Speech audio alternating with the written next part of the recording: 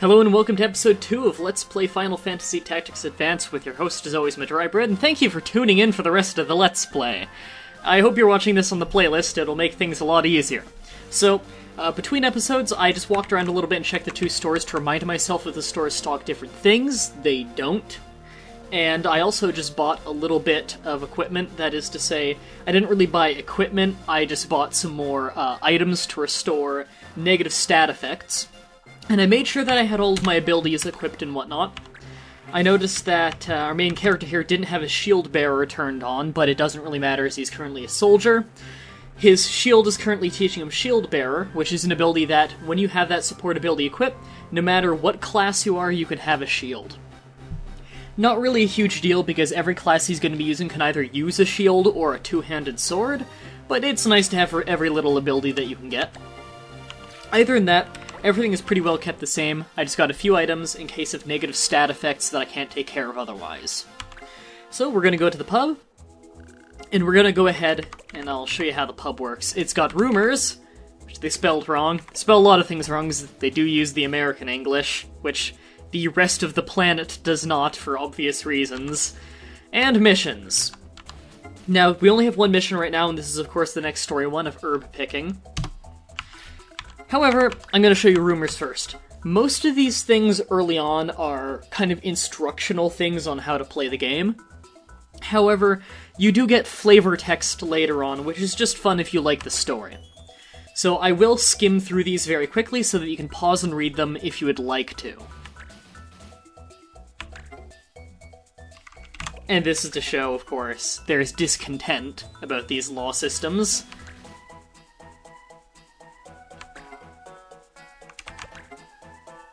And talking about one of the more militaristic clans as of late. Sometimes reading a rumor will also unlock other rumors for you, as you're seeing right now with Dirty Secret.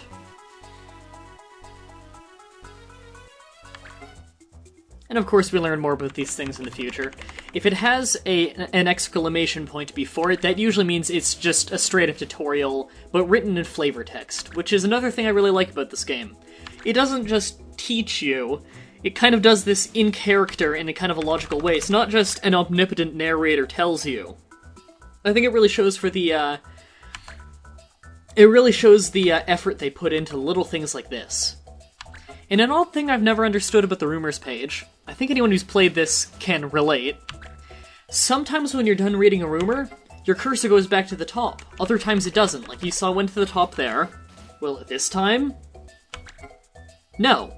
Why? I don't know, I used the A button for each one, it's not like a different button was used. And of course, I'll be explaining these things in more detail once we actually get into the fights. Which will be this episode. We'll be doing a quest an episode, probably, unless there's one that's really short, then we'll do a second. I do intend to be very, very in-depth with this game. Perhaps even 100% playthrough. That is to say, do every quest. I'm sure they're, including the secret side quests and stuff. I don't mean, like, getting every blue spell. I don't think I'll end up doing that.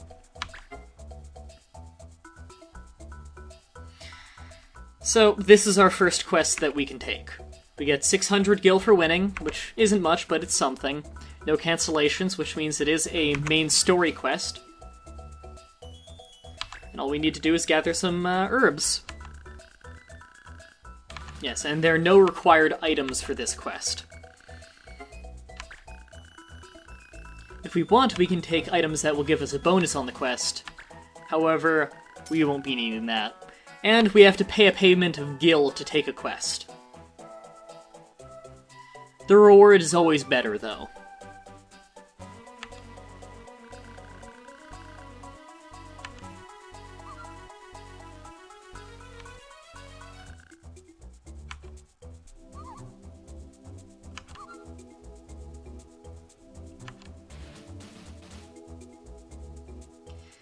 Now, at this point in the game, we don't currently have random clans and monsters roaming the map, so this will be our first proper fight.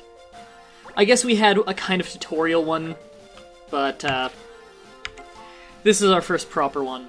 Now, I walked around a little bit between episodes to make sure that when we got here, the law would be fire and recommended ice, because it's easier for us to avoid using fire, and we can rack up a lot of points with Mont Blanc, who does know the ice spell.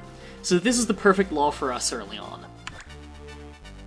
Originally, it was going to be that daggers and knives were banned, and I didn't want that, because we do have a thief on our team who uses knives.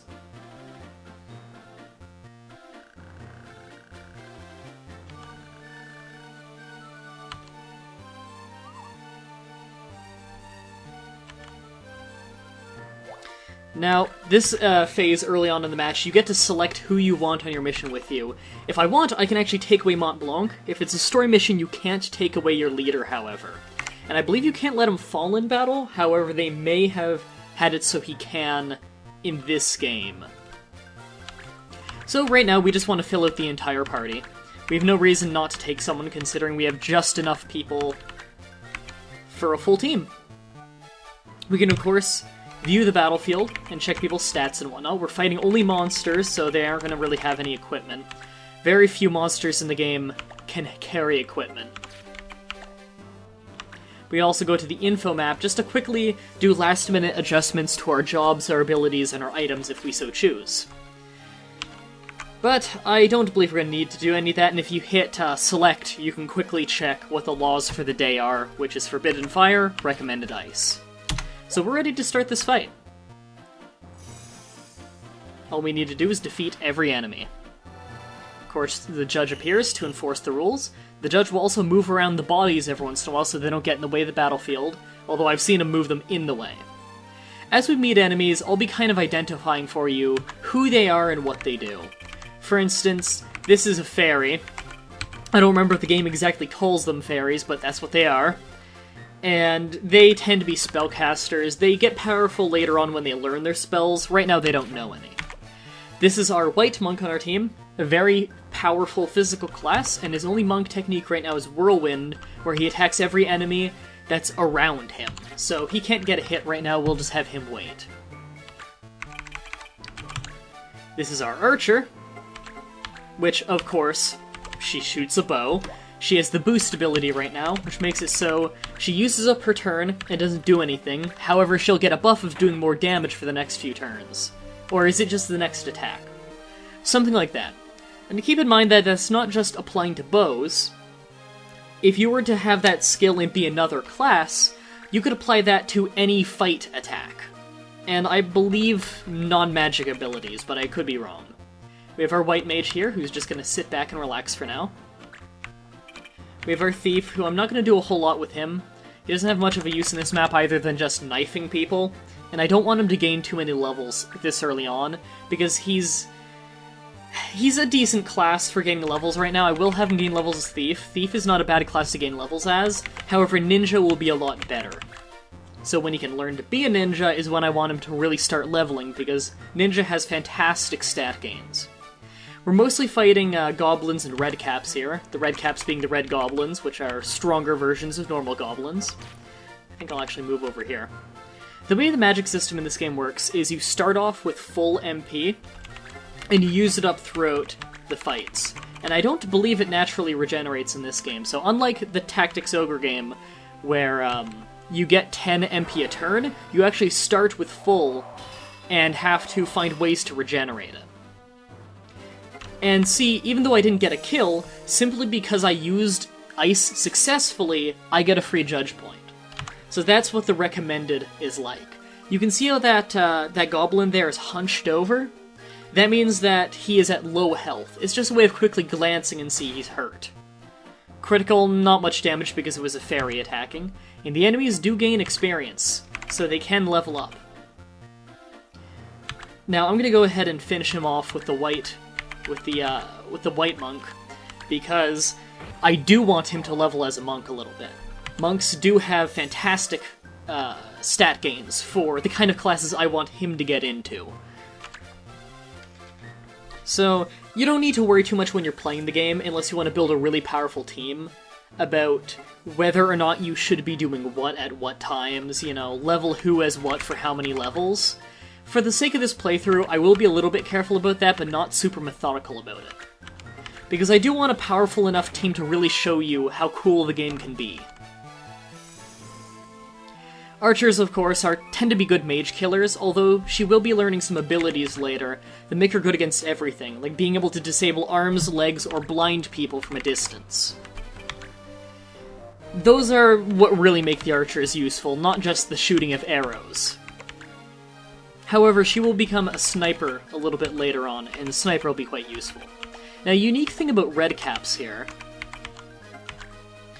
is they have different abilities than the regular goblin. In fact, redcaps have an ability called Magic Hammer, and it looks like he doesn't know it.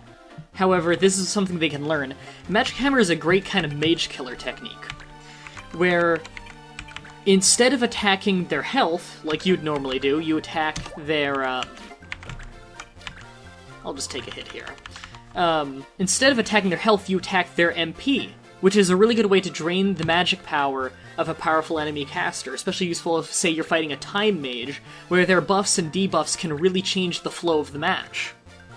So it's a useful ability to obtain if you have a blue mage, and the way blue mages work in brief, blue mages can only be human in this game, and a blue mage gains, I might not get the kill with that, so I'd rather take the reliable hit.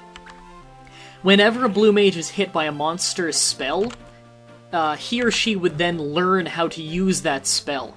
It's a very unique and very fun class, so I do think I will have someone on my team skilled in blue magic.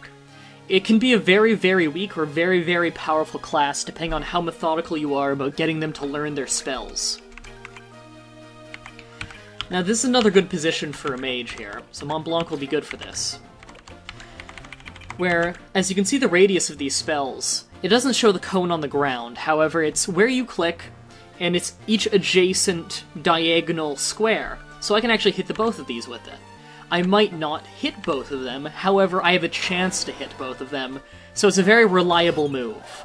You see, I missed both of them, which actually had a very low chance, and as you saw from the example there, although I used ice, because I was not successful with it at all, I didn't gain any free judge points. That's another thing to keep in mind.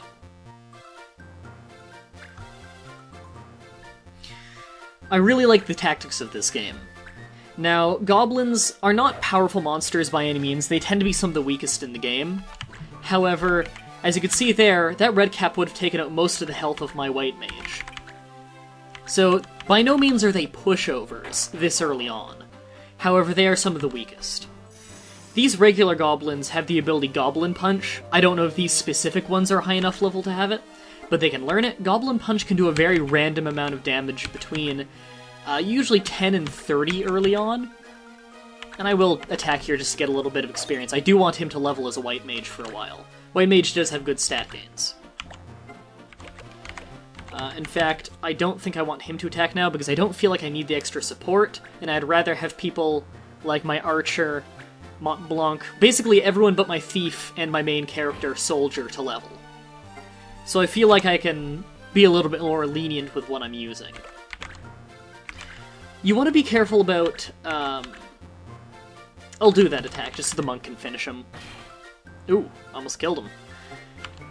You want to be careful if you're using a blue mage and you want to learn every ability, because later on in the game, as you progress through story missions, and the game gets more and more difficult, you start running into more powerful encounters because you progress through the story more. It makes it so, 1 health away from a kill there. Makes it so some monsters will actually stop appearing, and goblins are one of them. If you don't get a move like Goblin Punch early on and you progress too far in the story, you may never have the ability Goblin Punch. It's by no means a good ability, it's a fairly weak one actually, and it never really becomes that powerful. However, if you like to be a completionist like me, and things like that one little thing you don't even really need, but you want it, and you can't get it anymore, that bothers me. So if you're going to be playing along and you really want to get every ability, really make sure you get hit by that ability early on. The ability gathering I'll be doing off-screen, of course, because it's boring and tedious, and why would you want to watch that? However, I will show on-screen. Whenever I learn a new ability off-screen, I'll go on-screen on the next episode and show you what I learned. I always want to make sure you completely understand what our team is. Archers, by the way, they don't have terrible stat gains, but they're definitely things that have much better that they could find more useful. In fact, leveling is something like, let's say you were to have a human archer, leveling as a fighter, and then switching back to an archer, you'd be dealing a lot more damage with your bow. Because fighters are basically berserkers, all-out physical attack power.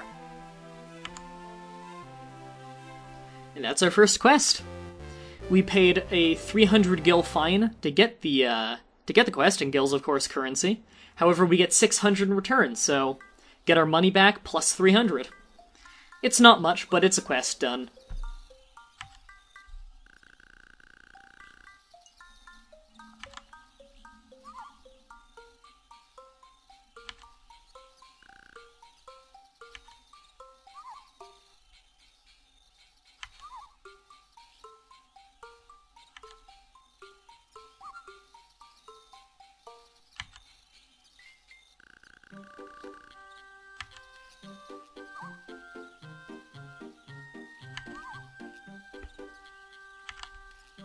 I do like this little bit of character development. Really does make you like Mont Blanc. I do like him. Very fun character. I'm happy he's in more games. And you see, AP 40 points. Doing quests is a very solid way of getting aptitude points to learn your skills.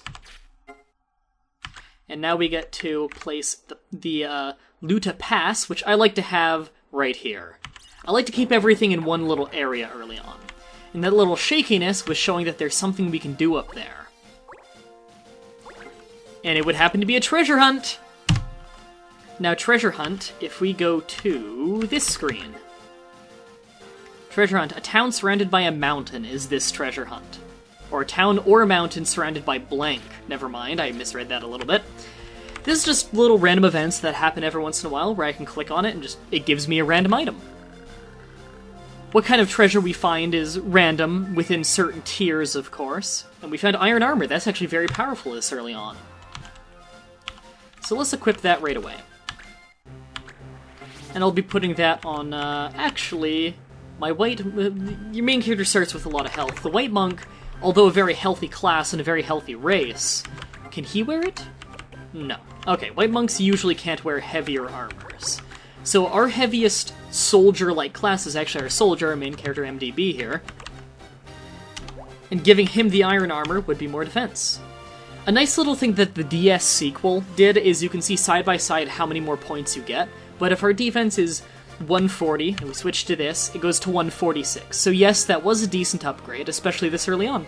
And we got the armor for free. If we were to buy that in the store, it would cost something like 2,000 gil. And right now that's a lot of money. If we go to the shop, now we can sell our old armor if we want to, but we won't make much off of it. Actually, bronze armor is the most expensive thing it sells here. It does not yet sell iron armor, so that was a really good find for us.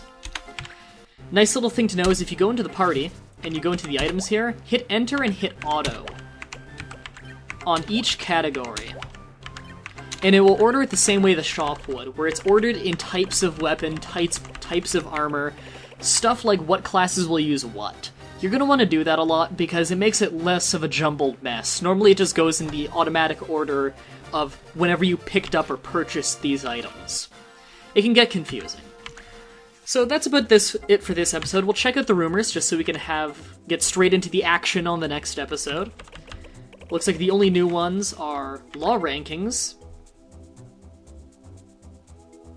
Yes, some laws are stricter than others between R1 and R5. If you were to break an R5 law, for instance, then you would be instant jail. And another interesting thing about laws, let's say that swords are illegal for a day. If I were to hit someone with a sword and they lived, it would be a yellow card, which gives them a penalty. It's a stat penalty, and you have to have them go serve time in jail to get rid of that stat penalty. If you were to finish off the opponent with a sword, however, that's an instant red card, which is jail time.